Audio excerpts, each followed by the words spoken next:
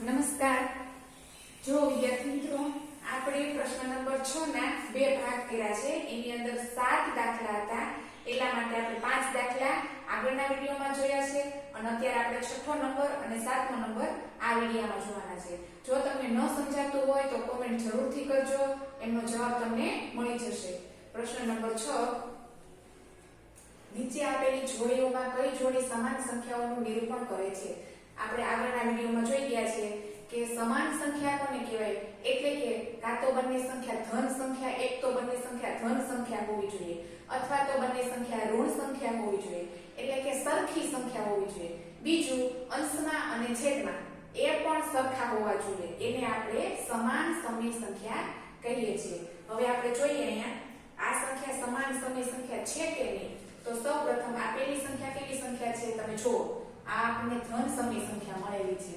તો લખો આ સંખ્યા કેવી છે? ધન સમય સંખ્યા છે. એના પછી આ બીજી સંખ્યા કેવી છે? -1/9 એ ઋણ સમય સંખ્યા છે.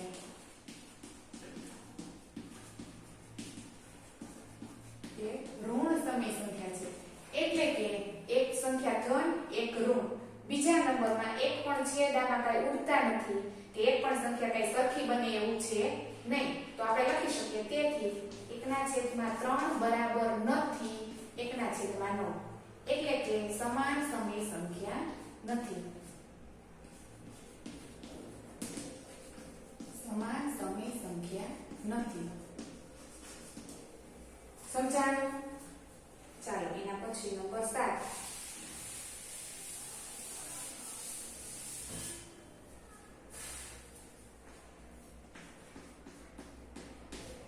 નંબર 7, -5/9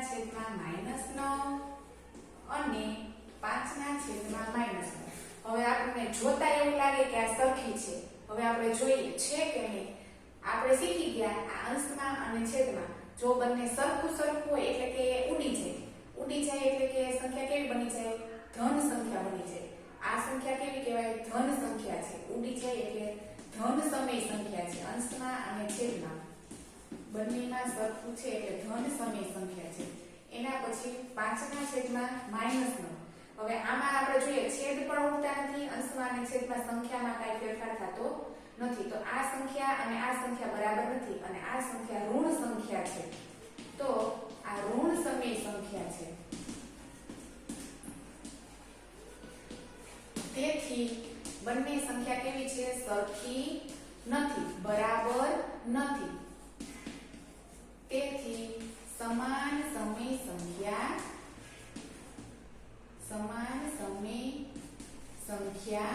નથી. જો અમારો વિડિયો ગમે તો શેર કરો અને સબસ્ક્રાઇબ જરૂર કરો.